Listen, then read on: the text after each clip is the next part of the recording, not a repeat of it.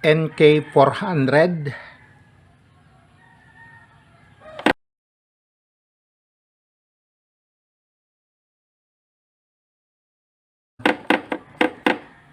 Bubuksan natin, tatanggalin natin to kung anong ating remedy na pwedeng gawin para hindi siya magkarugkog-kog-kog.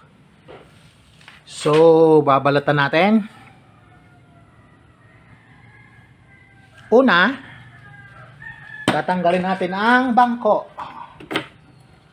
gamit ang susi. You know? Oh my God. Makalawang.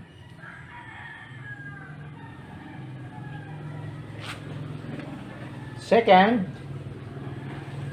Allen bolt. Kailangan natin ng Allen wrench. Yun.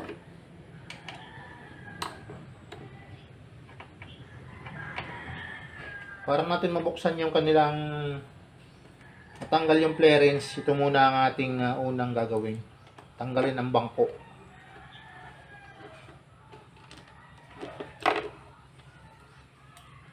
So, ayan. Tanggal na yung dalawang tornilyo. Hihilahin mo lang ng pataas. Pa! At pa ganon. Ayan. Si battery. Wow, andyan pala yung kanyang lagayan ng fluid sa rear. Relay.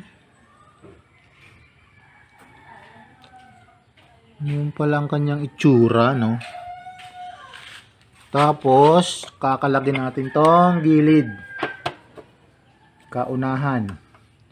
12. 12 or G's. Sukatin natin.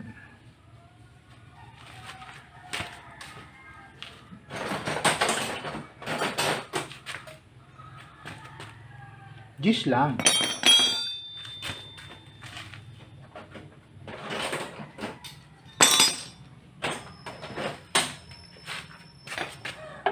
Ayun, meron tayong T 10" na G's.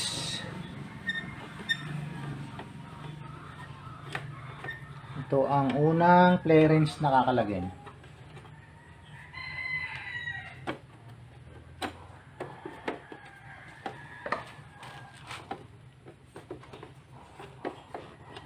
Meron lang siyang laki. Alam ko eh.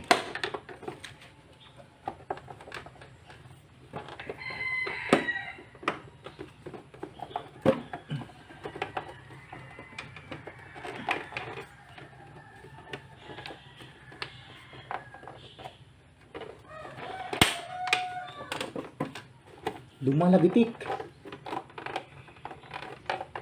Yun. Yun. Disabit pala siya dun, oh. Tapos meron siyang isang push lock. Tapos meron siya ditong maliit din na push lock din. Klok klok.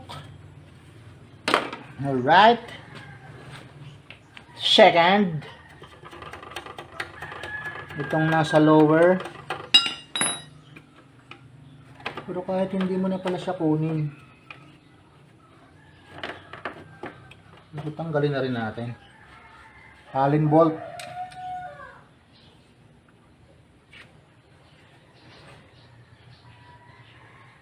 Ito siya.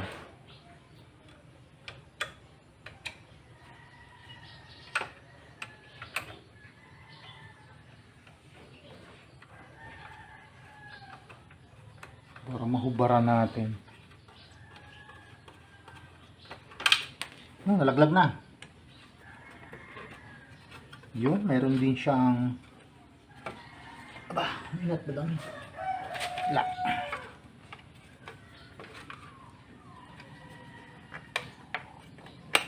Yun. Bihila lang. Yun, meron din siyang push lock.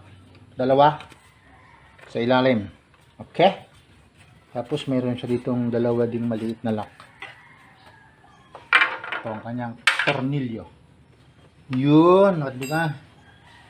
Dito na tayo sa side na puti. Yan. Side na puti. Mayroong isang bolt na G's.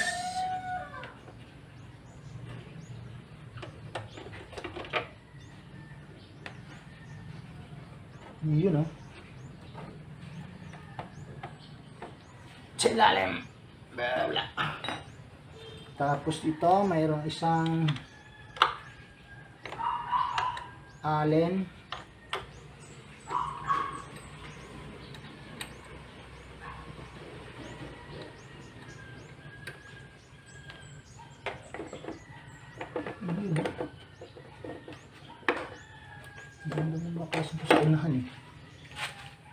Tapos dito sa ibabaw may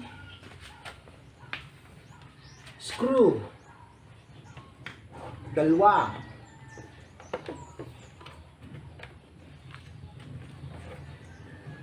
Paano maalis yung isang ito?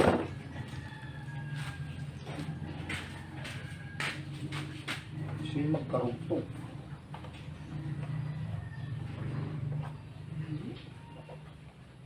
Magkarugtong nga.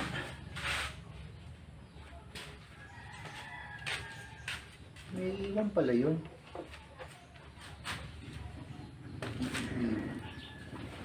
Tapos dito sa ilalim may isa ring Allen bolt. So, pag natanggal natin yon, lumalagitik. Babaklasin natin. Wala naman. Ay, napingas. Kaya pala siya gumagalaw. Napingas pala yung kanyang tornilyuhan.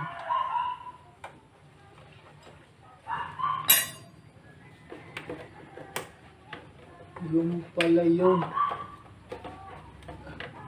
Yun. Pingas.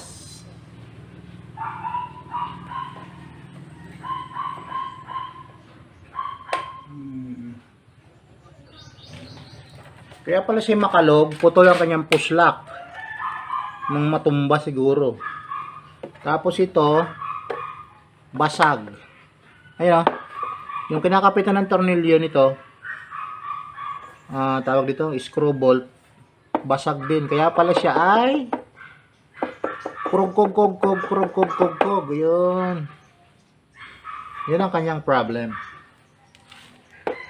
So, nabalatan na natin si CF moto. Ano bang laman nito dito? Radiator hose. Ito yung push lock niya naputol, oh. Nabasag. Tapos dito meron naman. So yun lang, dalawa. Putol ang kanyang push lock. Tsaka basag doon yung kanyang tornilyuhan. Okay, nahubaran na natin ang left side. So ayusin muna natin yan at ano natin, papiber para maidikit. Alright? Thank you.